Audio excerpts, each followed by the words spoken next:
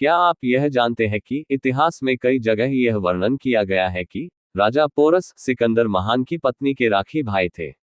स्वागत है आपका हमारे चैनल प्रसिद्ध तथ्य पे, जहां आज हम बात करेंगे रक्षा बंधन के ओरिजिन से जुड़ी कथाएं, जो हमारे महान ग्रंथों में दर्ज है, और पोरस सिकंदर और राखी से जुड़ा किस्सा भी।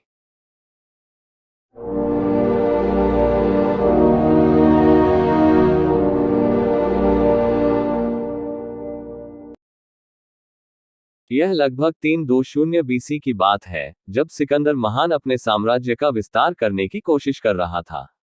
यह राज्य पहले से ही बाल्कन से लेकर उपमहाद्वीप के उत्तरी किनारों तक फैला हुआ था, लेकिन वह भारत चाहता था। लेकिन हर बार की तरह इस बार यह जीत उसे आराम से ना मिलने वाली थी। रास्ते में खड़े पौरव साम्राज्य के आखिरी राजा पोरस से उन्हें युद्ध करना था। पोरस का बल एवं साहस मैसेडोनिया की सेना को भयभीत कर रहा था।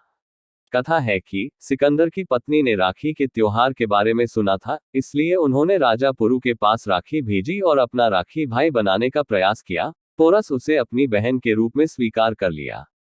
तदनुसार जब युद्ध के दौरान अवसर आया, तो उसने सिकंदर को मारने से परहेज किया। अब कई लोग इस कहानी को झूठा मानते हैं, लेकिन कुछ तो बात होगी उस महाराज पोरस में, जिसके गुण गाते खुद ग्रीक इतिहास भी नहीं थकता। आइए अब जानते हैं हिंदू इतिहास में बताए गए किस्से, जो कि हमारे राखी त्योहार मनाए जाने में अहम भूमिका निभाते हैं। पहली कथा जुड़ी है भगवान नारायण एवं राक्षस राज चिरंजीवी बलि। जब बलि ने 110 यज्ञ करके अपना राज बढ़ाया, तब विष्णु जी ने देवों की मदद करने के लिए वामन अवतार लिया था। वामन अवतार लेने के बाद भगवान विष्णु ने बलि से 3 पांवों जमीन मांगी। तीसरे कदम में उन्होंने राजा बलि को पाताल में भेजकर चिरंजीवी बना दिया। माना जाता है कि पाताल लोक में बलि के अथक श्रम द्वारा उसने विष्णु जी से यह वरदान मांग लिया कि भगवान हर पल उसके सामने पाताल लोक में ही रहे। यह देख माता लक्ष्मी को बैकुंठ धाम एवं सृष्टि की काफी चिंता हुई। उन्हें नारद मुनि ने सुझाव दिया कि वह राक्षस राज बलि को एक रक्षा सूत्र बांध दे। माता लक्ष्मी एक वृद्ध महिला का रूप बनाकर बलि के पास पहुंची और उन्हें रक्षा सूत्र बांधा। कुछ वापस ना दे पाने का दुख जताते हुए बलि ने उनसे माफी मांगी। तब लक्ष्मी जी ने अपना असली रूप धारण करके विष्णु जी को मांगा। वह श्रावण महीने का अंतिम दिन था एवं पूर्णिमा भी।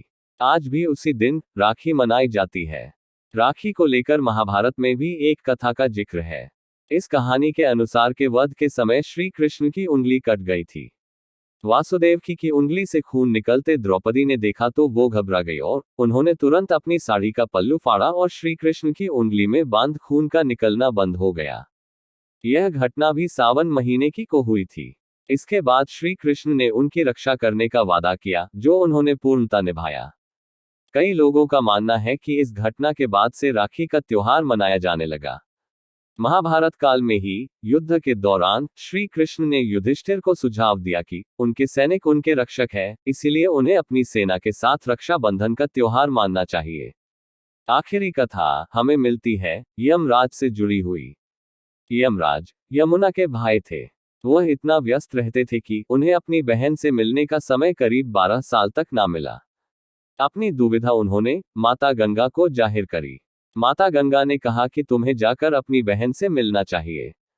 यह सुनकर यमराज अपनी बहन से मिलने गए और जब उन्होंने वरदान मांगने को कहा, तो यमुना ने जवाब दिया कि उसे अपने भाई के साथ के अलावा कुछ भी नहीं चाहिए।